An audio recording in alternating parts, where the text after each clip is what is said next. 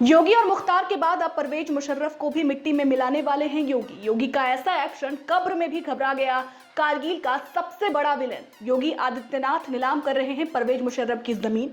5 सितंबर तक आप भी लगा सकते हैं बोली।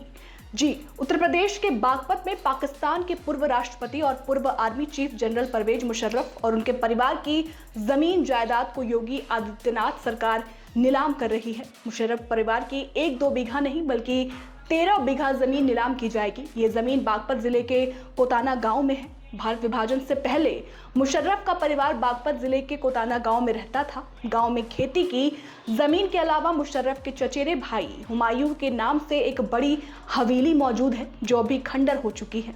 उनके पिता मुशर्रफ उद्दीन और माता बेगम जरीन दोनों ही इसी गांव के रहने वाले थे। ये परिवार आज़ादी से पहले 1943 में दिल्ली जाकर रहने लगा और 1947 में पाकिस्तान चला गया। भारत सरकार के आदेश पर योगी सरकार शत्रु संपत्ति नियम के तहत परवेज मुशर्रफ के परिवार की जमीन जायदाद नीलाम कर रही है। नीलामी प्रक्रिया 5 सितंबर तक चलने वाली है। नीलामी ऑनलाइन हो रही है। नीलामी के बाद सफल बोलीदाता के नाम पर यह जमीन जो है वो दे दी जाएगी। मुशर्रफ परिवार की कुछ जमीन पहले भी बेची जा चुकी है। जी हाँ, उनके भाई के नाम पर भी यहाँ संपत्ति थी। करीब 15 साल पहले इसे शत्रु संपत्ति घोषित किया गया था। बता दें 5 फरवरी 2023 को परवेज मुशर्रफ का निधन हो गया था। साल 1943 में परवेज मुशर्रफ के पिता दिल्ली में जाकर बस गए थे। दिल्ली में ही परवेज मुशर्रफ और उनके भाई जावेद मुशर्रफ का जन्म हुआ। साल 1947 में हुए भारत पाकिस्तान के बंटवारे के वक्त उनका परिवार पाकिस्तान चला गया था। उसके बाद उनकी जमीन और हवेली बागपत में ही रह गई। इस संपत्ति को शत्रु संपत्ति के रूप में चिन्हित किया गया है। मुशर्रफ परिवार की कुछ संपत्ति खादर तो कुछ बांगर की रिकॉर्ड में दर्ज है। शत्रु संपत्ति अभिरक्षक कार्यालय ने फिलहाल बांगर की संपत्ति के नीलामी की प्रक्रिया जो है वो शुरू कराई है। ये 5 सितंबर तक चलनी है। ये पूरी प्रक्रिया ऑनलाइन होगी। जैसा मैंने आपको पहले बताया, मुशर्रफ परिवार की संपत्ति की बोली 37.5 लाख रुपए से शुरू होगी। जिसके द्वारा सर्वाधिक बोली लगाई जाएगी उसके नाम ये जमीन जो है वो कर दी जाएगी।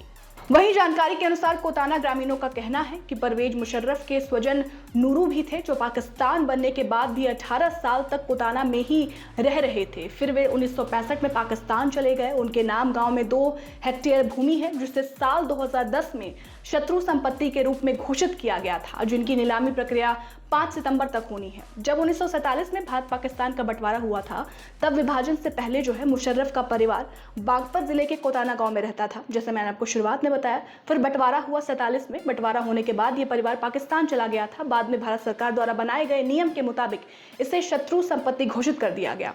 मीडिया रिपोर्ट्स के मुताबिक मुशर्रफ परिवार की कुछ जमीन पहले भी बेची जा चुकी है। सोचिए, इनके भाई के नाम पर यहाँ संपत्ति थी। जैसा मैंने आपको पहले बताया, करीब 15 साल पहले शत्रु संपत्ति घोषित कर दी गई थी इस जमीन को। देखिए, अब ये भी जानिए कि शत्रु संपत्ति आखिर होता क्या है, किसे कहते हैं।